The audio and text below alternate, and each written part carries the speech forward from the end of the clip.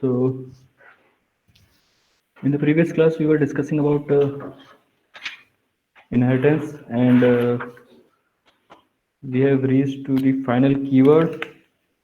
So, basically, just to give a quick overview, we can use final keyword with the variable, and that actually stop the value change. You can use with the any method name, so that method cannot be overridden, and you can also use it with the class name, so that the class cannot be inherited.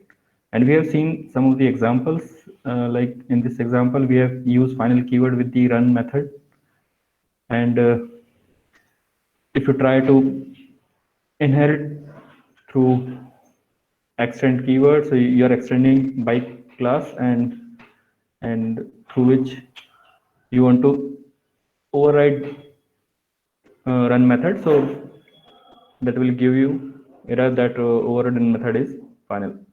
Also, if you make class as a final, so you cannot extend it, again it will give you error. And we have also seen, though final may be though method may be final, but you can inherit it, but you cannot override it basically. So this was we have discussed in the previous class.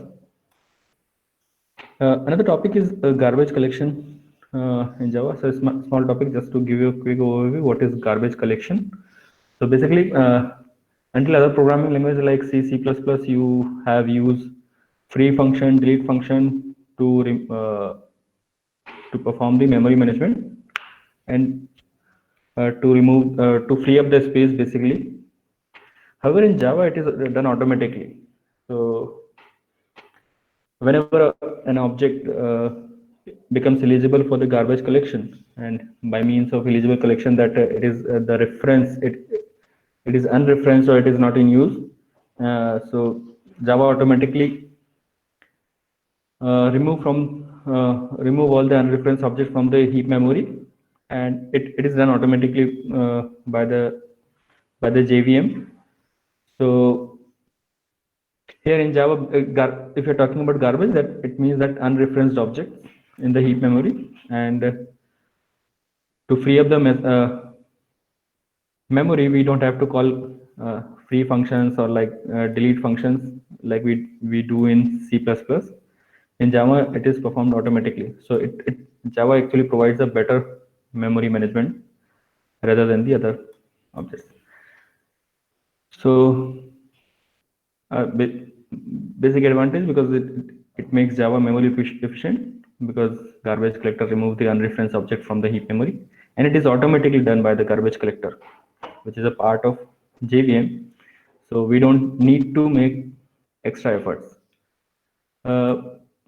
Normally it is done by the JVM, but it is always advisable to do your all objects to make your all objects unreferenced at the end of the program. So how you can do this? So either you can make the reference null, or you assign a reference to another, and automatically the previous reference will become null. Or if you're using again after the use of the anonymous object, it becomes eligible for the garbage collection. So by nulling a reference, it means that whenever you create an object, let's say here in this example we are creating an object of employee class, and if you assign null, then it is eligible for the garbage collection, and Java automatically garbage collector whenever garbage collection invoked. Or for in this example, let's say we have two objects, E1 and E2, and you are assigning, you are actually changing the reference of E1 to E2. So basically, the first object that is referred by E1 is available for the garbage collection, because you have changed the reference of E1, and you have now E1 referred to the object that is referred by the E2. So E2 and E1 both are referring to the same object. So first object becomes eligible or available for the garbage collection. Or by using anonymous objects, so you don't provide any any reference, you don't assign to any reference. So you can also use anonymous objects by just creating a anonymous subject. On this object you can always call a method. So you can always write new employee in the brackets and dot and some methods. So you're not assigning this to any particular reference, and you are using just anonymous object. So after the uh, use of anonymous object, it is automatically becomes available for the garbage collection. So these are the three ways. That is either you make the reference null, or by assigning the reference to another, or by using anonymous objects. So JVM actually, there are two methods that are invoked for the garbage collection. One is finalize and GC method.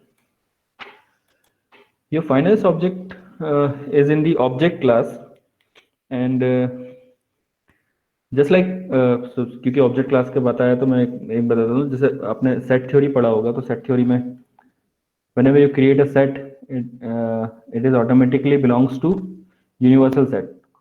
So कोई भी set है वो it belongs to universal set that we assume. Similarly in Java we have an object class. Even though if you write a single class program, it automatically extends the object class. So whatever you write, uh, whatever class you write, it automatically extends the object class. The object class is like is the topest class in Java. Some of the methods are there in object class. One is finalize, other is a toString that we normally use. So finalize method belongs to object class, and it invoked each time before the object is garbage collected. So there is a small difference between finalize and the GC method. So GC method is used to invoke the garbage collection. Again, point to remember, calling GC method does not guarantee that garbage collector will be invoked. JVM do it at its own preference. So हमेशा वो invoke नहीं होगी, guarantee नहीं, but yes, you can request garbage collector to do the garbage collection task. So there is a finalize method. This method is invoked each time before the object is garbage collected, and GC method is used to invoke the garbage collector to perform the cleanup process. So basically जब भी GC method invoke होती है, तो उसके पहले सारे objects के लिए एक बार finalize method invoke होती है. So basically cleanup processing start करने के लिए हर एक ऑब्जेक्ट जो भी एलिजिबल है या अवेलेबल है गार्बेज कलेक्शन के लिए, सबके लिए एक बार फाइनलाइज मेथड कॉल होगी, and overall GC method invokes the garbage collection process. So see this example. So we have a class id1, and in this we have a main method, and we have created two objects s1 and s2, and we are making s1 s2 null, and we are requesting gc we are requesting to call the garbage collection.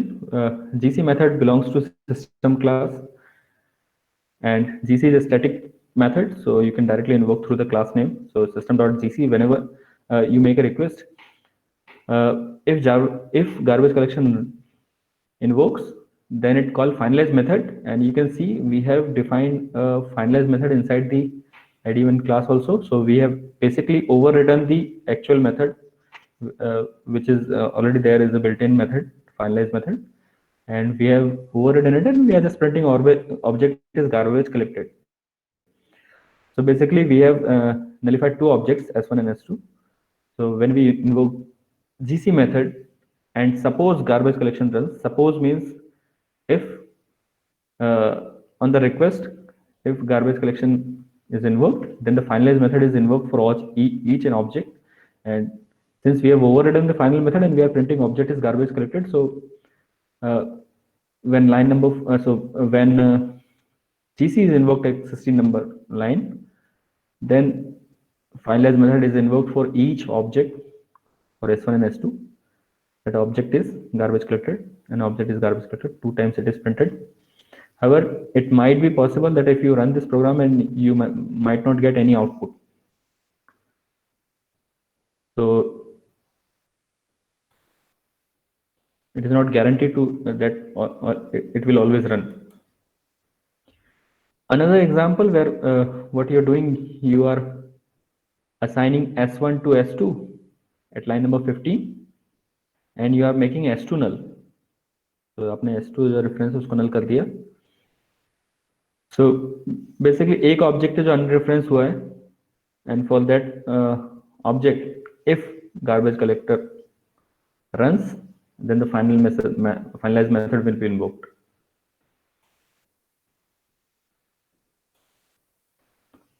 And similarly here so what you are doing, you are creating two objects as one two reference that refers to two objects and you are assigning S1 to S2. So the first object becomes unreferenced and you are making S2 to null. So reference हटा दिया but still S1 को आपने नए object पे refer कर दिया है. सो S1 जो पुराने ऑब्जेक्ट पे रेफर कर रहा था वो भी अनरेफरेंस्ड हो गया और जो पहला ऑब्जेक्ट था due to the line number 15 that was also unreferenced. So there are two objects that were unreferenced. So the garbage collector again if invoked it will call finalize method for the cleanup processing, and since we have overridden it will print object is garbage collected 2 times for each unreferenced object. One second.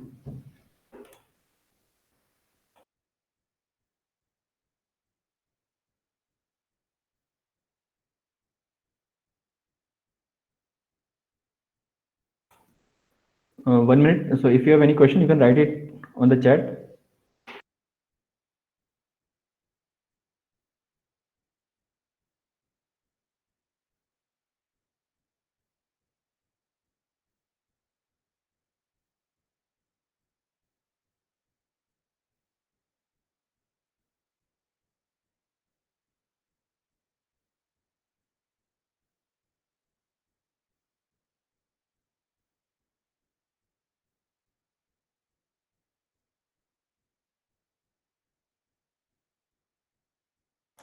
Okay.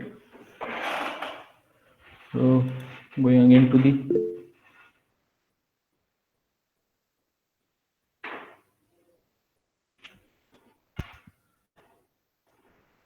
okay. So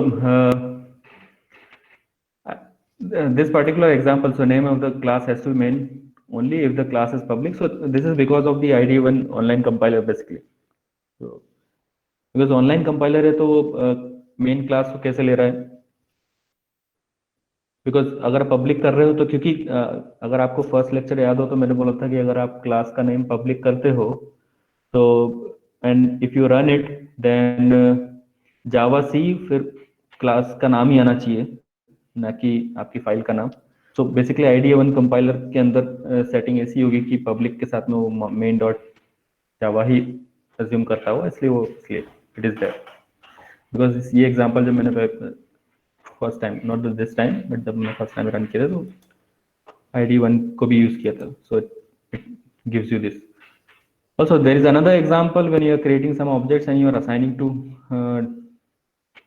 so now you are creating 3 objects and you are printing S1. So S1 अगर print कर रहे होगे तो it will give you output of class name @ and some hash code, and then you are assigning S1 to S2.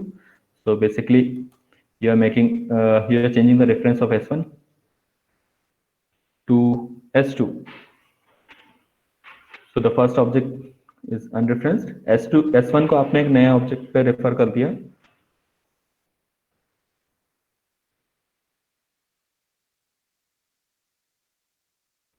now S2 को null कर दिया आपने. So if you from all from line number 7 to 23, so you have three objects that are unreferenced, and if garbage collector invoked, then finalize method will run for each one of the object. So this was the small introduction of garbage collection management in Java, and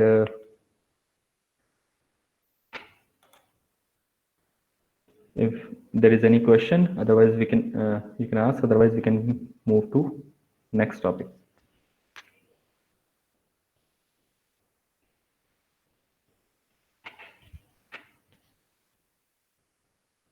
And also in this example, you can see in the 4th, 5th, 6th line, we are importing some classes which is not required because we are not using any of these classes. So it is by default. Actually, it comes when you practice on the ID1 online compiler.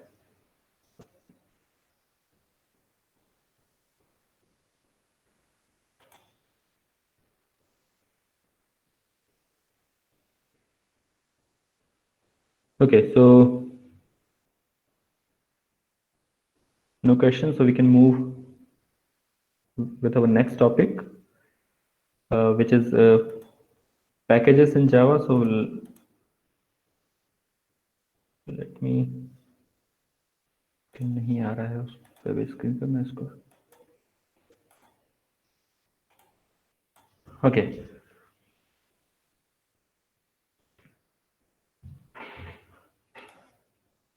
So in the first lecture, so अभी तक हम क्या कर रहे हैं, जो भी class we are creating the Java file, by default it is there, a default location होती है if you want to keep it in a package, in Java. So folders or subfolders are normally known as packages, where you have the class files. So we talk about Java packages. It's a group of similar type of classes. Interface and the sub packages are packed together in a single package.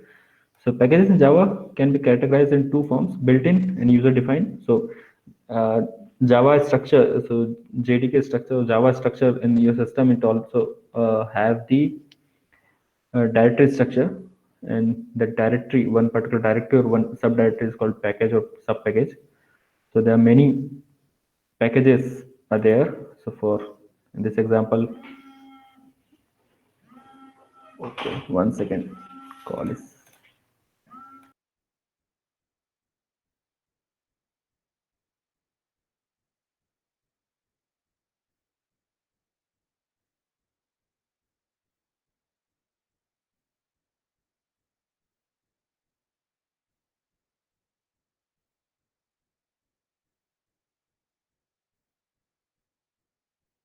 Okay.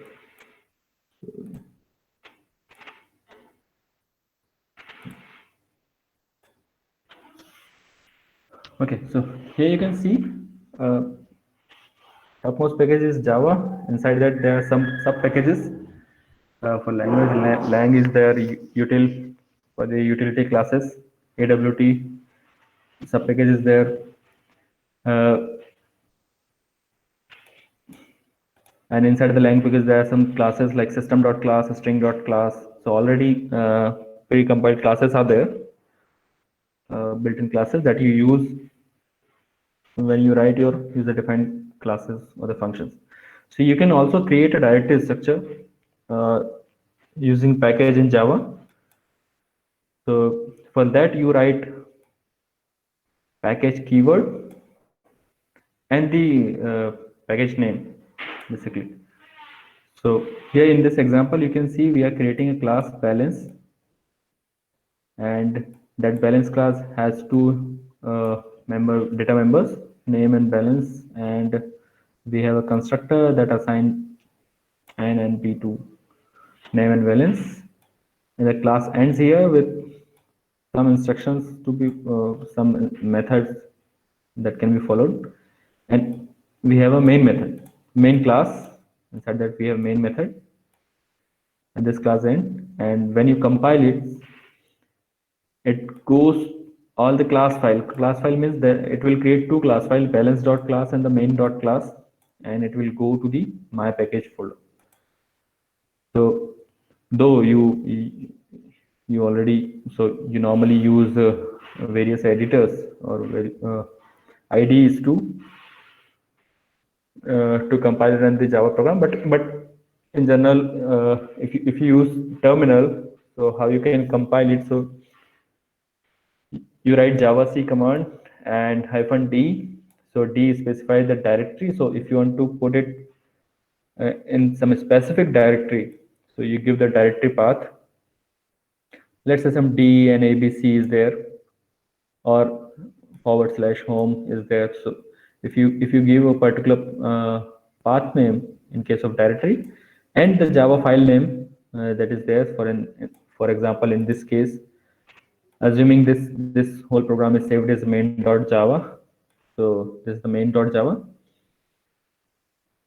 and suppose your main.java is there in the desktop, and you want to create that directory at the current directory. So instead of giving a full path name, you can just write dot.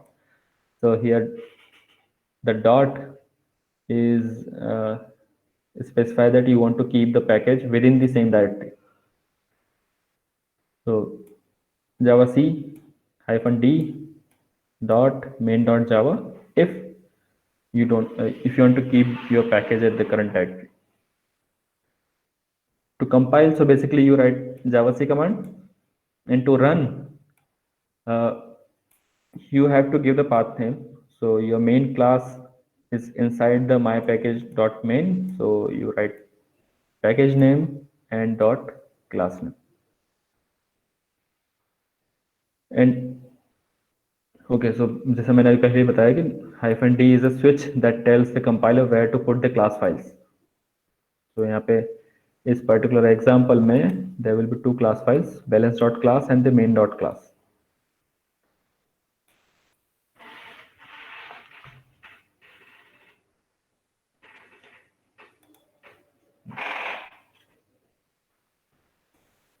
So suppose you have इस example में तो अभी ये था कि your main class and the behavior class, that is the user defined class, is in the same package.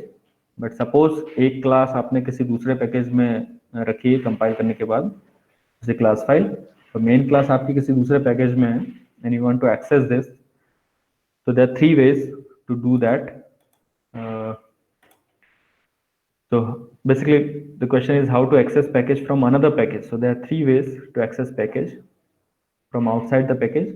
One is you have mostly seen this. We write import keyword, import the package name and dot star, and dot star uh, will import all the classes that belongs to package folder. If you want to import a particular class, then you can write package dot that particular class name. Or in the third way that you might not have seen, that you can escape the import statement and you can directly use fully qualified name whenever you are using that particular class. So let's see some examples. So suppose we have a class A, and that has a message method which prints java mnit and packages, and that message method is inside the A class, and this particular class is inside the package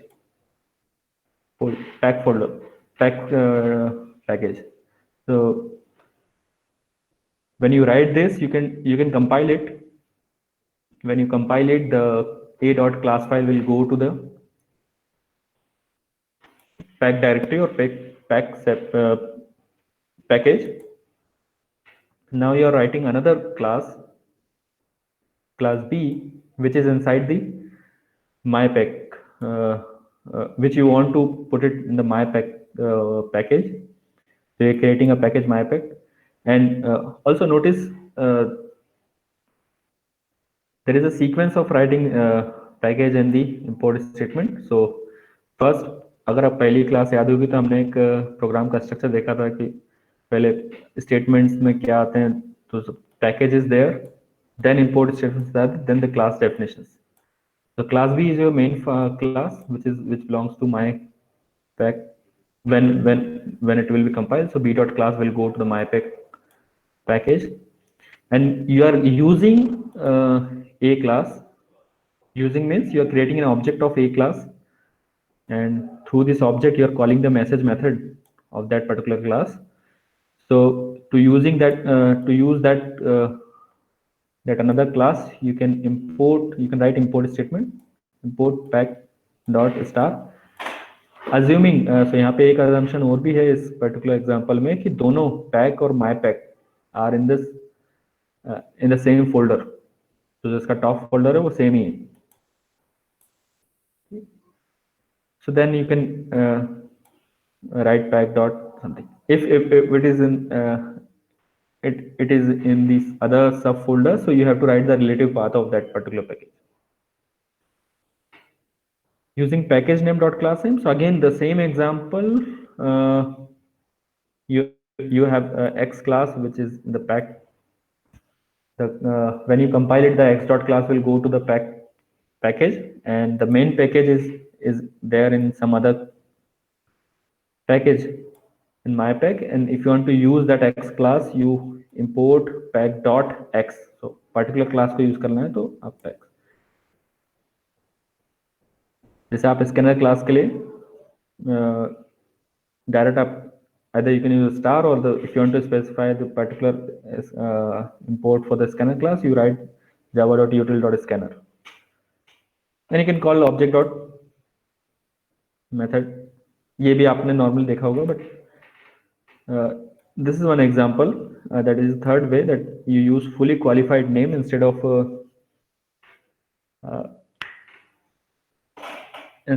using import statement. So you are putting your a dot class, when it will compile, it will go to package, and your another class B, when it will be compiled, it will go to the my package. However, we are not importing it, but still we are using it. So a class को हम जब use करना हो, you have to write a fully qualified name. Fully qualified name means you have to use full relative path to the a class. So basically assuming अगर दोनों my pack और pack अगर एक ही folder के अंदर है, so you have to write pack dot a, that is relative part to the a class, and normal the object creation obj, so reference name creation new, again the class name के पहले आपको fully qualified name path देना पड़ेगा, relative path pack dot a, and then you can call the object dot message.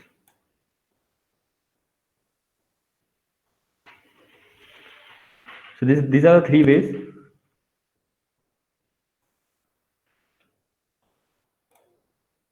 to access package from another package. So जो हमने अभी देखा how to create package. So you have to you write package keyword with the package name that you want to create. Inside that, if you compile it, your class files will go to that particular package. And if you want to use that class file in some another package, there are three ways. Either you can write import package.star, either specifying that particular class name by using import package dot that class name, and or you can use fully qualified name. You can skip import statement, and whenever you use that particular class, you give the full qualified name, that is the relative part to the class. So I hope you will practice it. Try to run I would suggest you try to run this program as it is. You just copy it and save it and run it and see the outputs.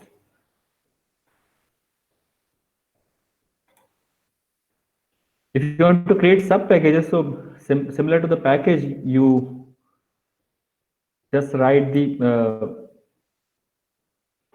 path. So just write path. So if you want to create a sub package inside the my package, so you can write my package dot math, or you want to create third package inside the second package, so you can write my package dot second package dot third pages and so on. So in that case, the third package is a subdirectory named inside the my package and second package. And the second package in maths class in the subdirectory of my package. Some of the inbuilt सब packages like जो हमने initially ऊपर भी देखा था इसका structure कि math is a class that belongs to lang sub package and the lang sub package belongs to Java package. So similar to the package creation, you can write abcd.xyzw and you're let's say you're creating a simple class and with a main method. So when you compile it, so let's say java c -d dot means जहाँ भी ये programme आपने save किया होगा simple dot जावा, वहीं पर ही अगर इसको रन करोगे तो वहीं वो पैकेज स्ट्रक्चर बनाएगा. तो पैकेज स्ट्रक्चर जैसे ही ये रन करोगे तो it will create a directory abcd and उसके अंदर एक सब डायरेक्टरी xyz. इसकी जो क्लास फाइल है जो simple dot class will be there inside the xyz.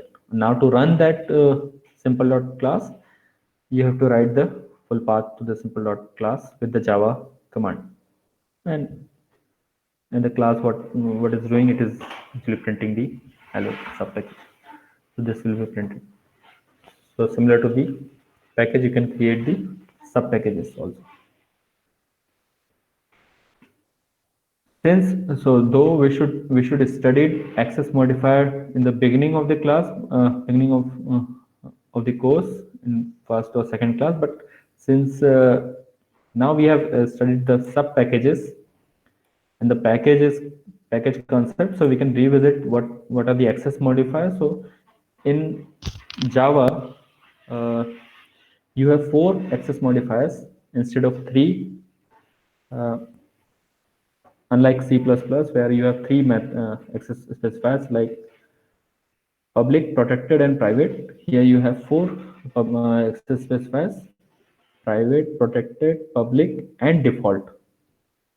There are 4 access modifiers. So public and default are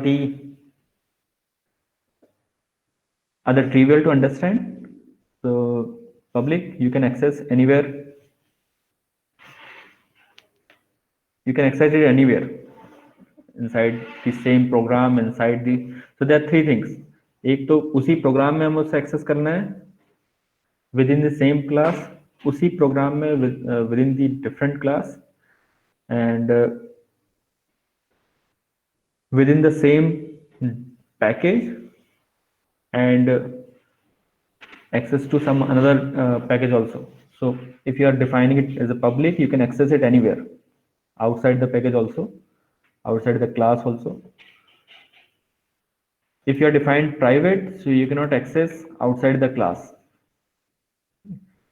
So these two are trivial. Protected, if you define, so okay,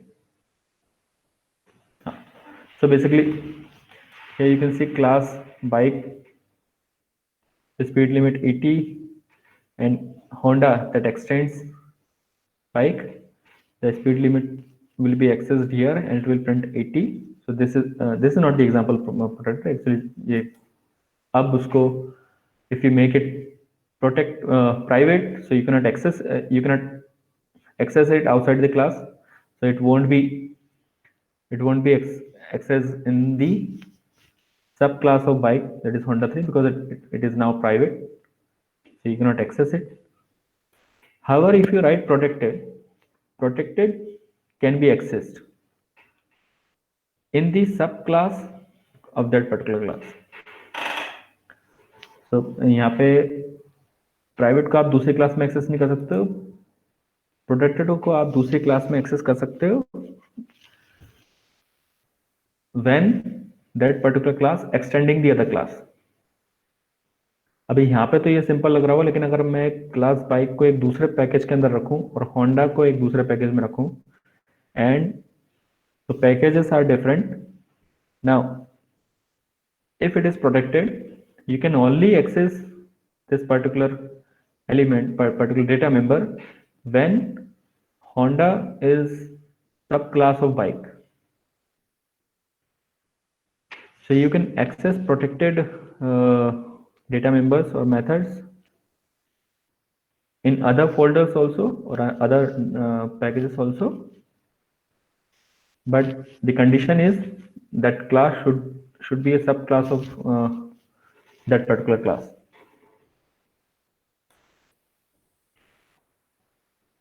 Okay. So normally constructor and the fourth specifier was the uh, default. So default you can access in the same directory. So same directory means same package. In the same package, in the different classes you can access it. You cannot go beyond the same package. तो अगर हम restriction की बात करें तो private मतलब same class, default मतलब same directory और the same package, protected can go beyond the package, but the condition is in the other package that particular class in which you are using, it should extend the class. So सब class ही access कर सकती हैं, ऐसा नहीं हो सकता कि आप दूसरे पैकेज में एक दूसरी क्लास बनाएं और वहां पे उसको एक्सेस करें. So it should extend it. Public means you can access it anywhere. So by default we keep constructor public or default. Why? Because we create the object in other class. So for example, let's say there's a class A and there's a main class simple, and we normally what we do, we create the object of A class in the main class. So for that your constructor should always be public, or you can keep it default if you're writing in the same directory. So it should be public or default. However, if we make it private, so though the example is given here, so it is possible you can create a constructor private, but whenever you create an object, it will give you compilation error. So a simple question to all the students: since we cannot create an object of create an object if we have defined a constructor private, but there is still a use. So can anyone tell me what is the use of private constructor, or what could be the use of private constructor basically?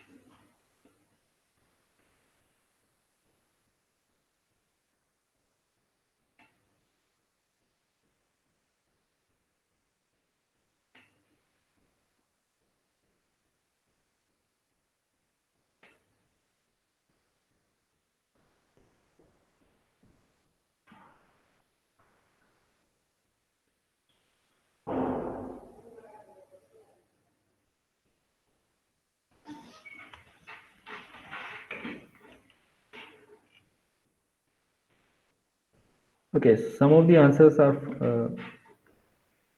fine. So basically, if you want to restrict the number of objects creation, and more specifically, the name is called singleton class. So if you want to create a singleton class, we create constructor as a private.